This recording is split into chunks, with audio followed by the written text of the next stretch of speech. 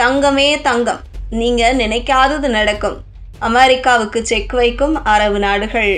உலகமே போர் மேகங்களால் சூழப்பட்டிருக்கும் நிலையில் முதலீட்டாளர்களின் ஒரே அடைக்கலமாக தெரிவது மஞ்சள் உலோகம்தான். அதுதாங்க நம்ம தங்கம்.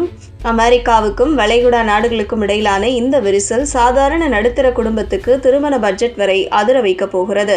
பங்குச்சந்தை சரியும் போது, டாலரின் மதிப்பு ஆட்டம் காணும் போதும் முதலீட்டாளர்கள் அனைவரும் ஓடிப்போய் தஞ்சமடைவது தங்கத்தில்தான்.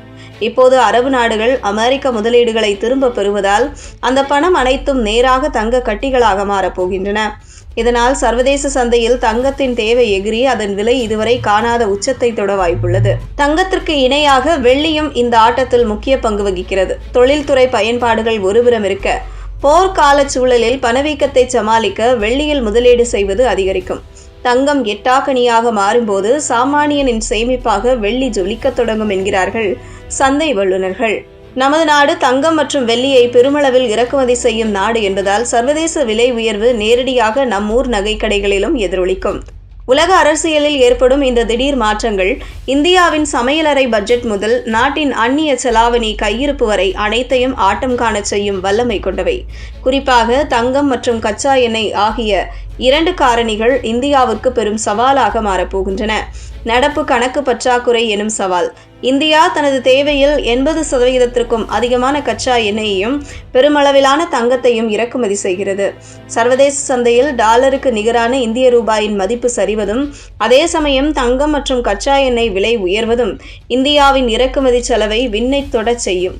இது நாட்டின் பொருளாதார வளர்ச்சியை மந்தப்படுத்தும் ஒரு முக்கிய காரணியாகும். ஒரு நடுத்தர குடும்பத்தினர் தங்கள் மகளின் திருமணத்திற்காக 50 சவரன் தங்கம் வாங்க திட்டமிட்டுள்ளனர் என்று வைத்துக் கொள்வோம்.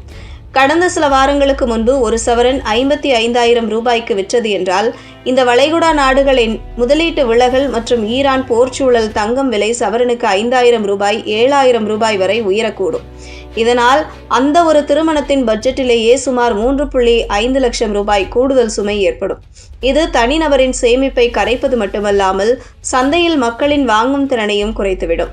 தங்கம் விலை உயர்வு ஒருபுறம் இருக்க, அரபு நாடுகள் அமெரிக்காவில் இருந்து விலகுவதால் கச்சா எண்ணெய் விநியோகத்தில் சிக்கல் ஏற்பட்டால் இந்தியாவில் பெட்ரோல் டீசல் விலை கிடுகிடுவென உயரும். இது சரக்கு லாரிகளின் வாடகையை அதிகரித்து காய்கறிகள் முதல் மளிகை பொருட்கள் வரை அனைத்தின் விலையும் உயர்ந்துவிடும். தங்கம் விலை உயர்வு ஒரு கௌரவ பிரச்சனை என்றால், பெட்ரோல் விலை உயர்வு என்பது வாழ்வாதார பிரச்சனை என்று சொல்லும் அளவிற்கு இது சாமானியர்களை பாதிக்கும்.